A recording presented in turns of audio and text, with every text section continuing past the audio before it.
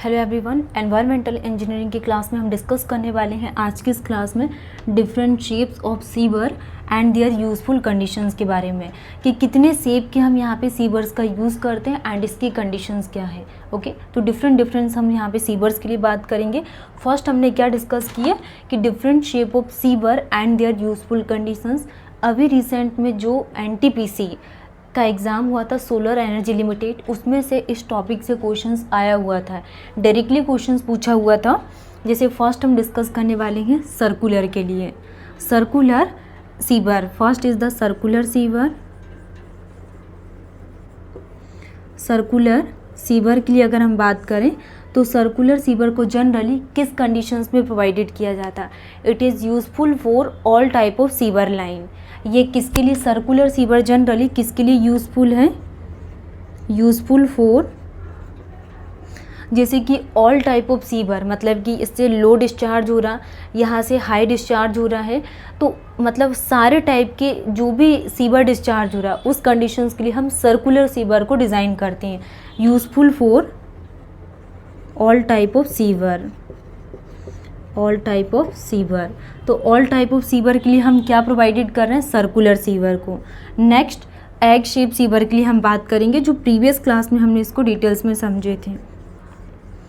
Egg shape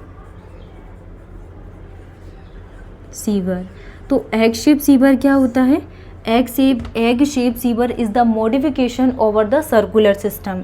तो first हमने इसमें प्रीवियस क्लास में क्या समझे थे? ये modification over the circular sewer. ये मॉडिफिकेशन है किसमें? सर्कुलर सीवर में। Modification over the circular sewer and इसके हमने सर्कुलर सीवर एंड जो किस लिए प्रोवाइडेड करते हैं, क्या इसका एडवांटेज निकल कर आता है, इसको भी हमने प्रीवियस क्लास में डिस्कस किए थे। एंड एक शेप सीवर को जनरली जो कंबाइन सीवर लाइन होती है उसके लिए हम प्रोवाइडेड करते हैं। तो egg shape sewer it is useful for combine sewer line. तो ये किसके लिए यूज़फुल है? Useful for combine sewer line.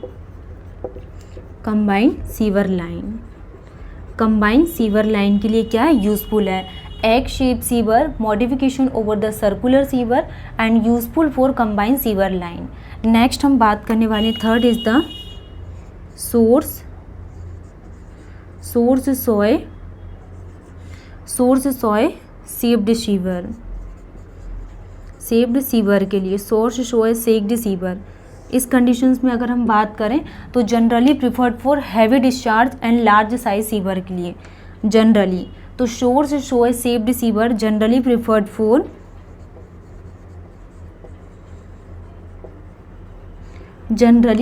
For heavy discharge,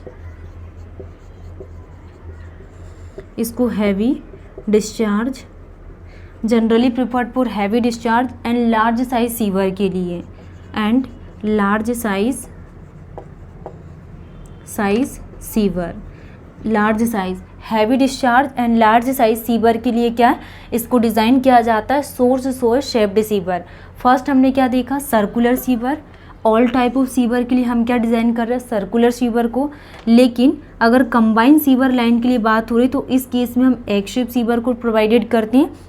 और अगर हैवी डिस्चार्ज की कंडीशन है और लार्ज साइज सीवर है तो इस कंडीशंस में सोर्स सॉय शेप्ड सीवर को प्रोवाइडेड किया जाता है। नेक्स्ट हम बात करेंगे पैराबोलिक शेप सीवर के लिए। Fourth is the parabolic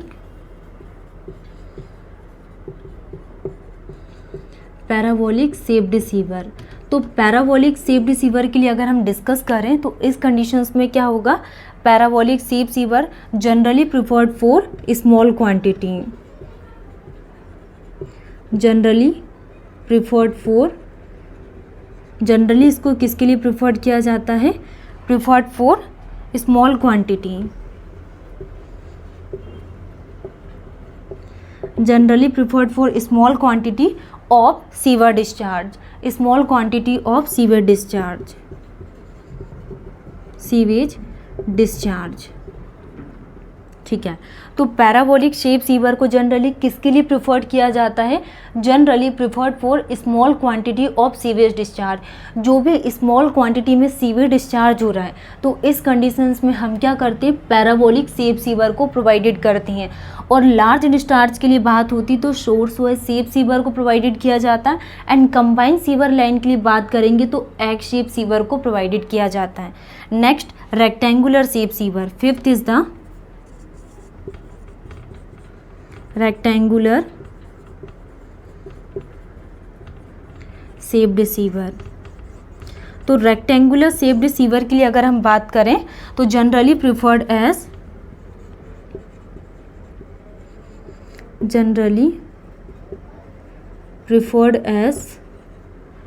covered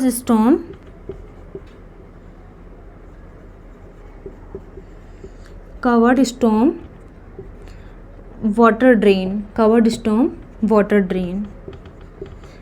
stone water drain के लिए हम क्या प्रोवाइडेड करते हैं, रेक्टेंगुलर शेप सीवर को। तो generally preferred as covered stone water drain के लिए इसको प्रोवाइडेड किया जाता है। Six is the U shape sewer, U shaped sewer. तो यू शेप्ड सीवर को किस कंडीशंस के लिए प्रोवाइडेड किया जाता है, जनरली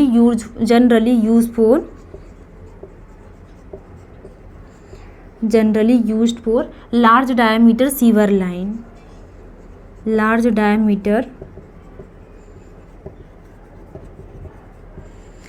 लाइन, तो जो भी लार्ज डायमीटर सीवर लाइन के लिए बात करें तो इस कंडीशंस में यू शेप सीवर को प्रोवाइडेड किया जाता है। तो पूरे हमारे 6 टाइप की सीवर लाइन कंप्लीट हो गई। इसमें से एक और बचा हुआ semi elliptical shape sewer,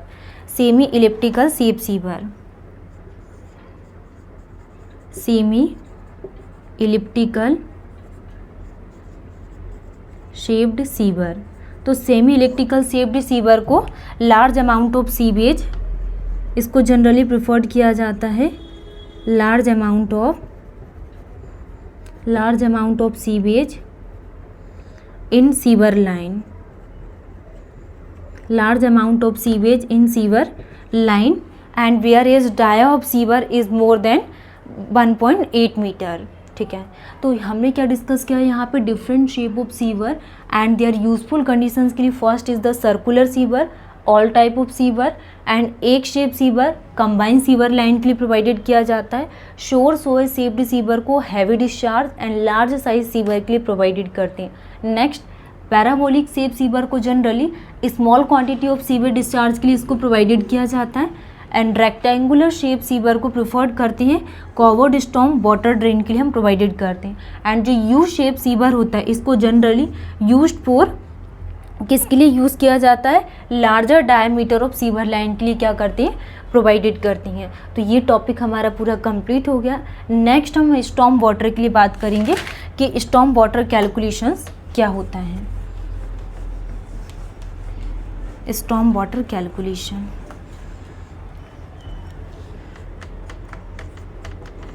STORM, storm water calculation,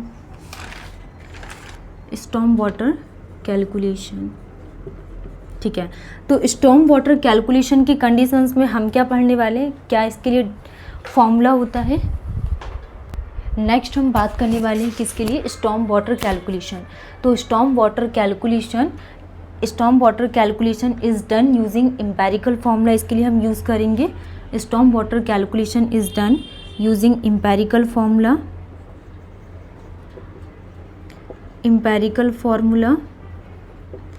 और रेशनल फार्मूला, एम्पेरिकल फार्मूला और rational formula and total discharge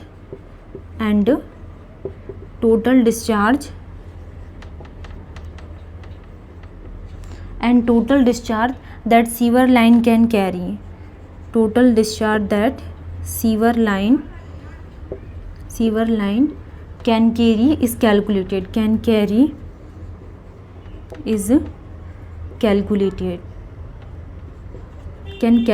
ठीक है। तो स्टॉर्म वाटर कैलकुलेशन में हमने क्या देखा, is done empirical formula, rational formula and total discharge that sewer line can carry is calculated। तो इसको कैसे कैलकुलेट कर सकते हैं हम?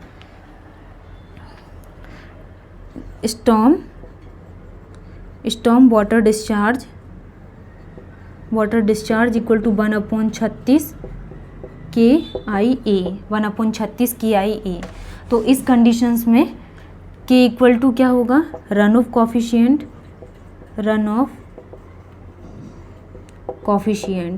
K is the run of coefficient. तो इस रन ऑफ कोफिशिएंट को कैसे निकाला जाता है? K equal to K1A1 plus K2A2 plus K3A3 divided by A1 plus A2 plus A3 and I क्या है? इंटेंसिटी ऑफ रेनफॉल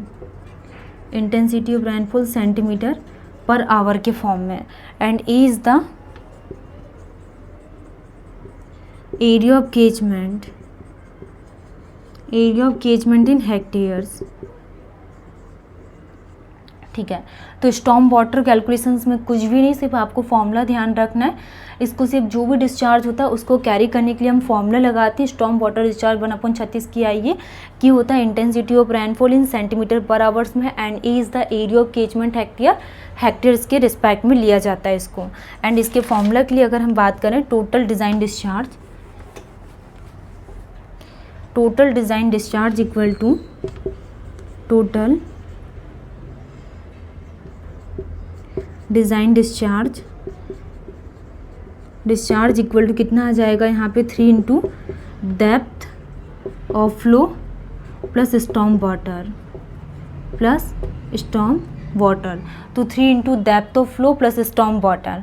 ओके, तो आज के इस क्लास में हमारा ये different shape of sewer line, useful condition and storm water calculation हो गया।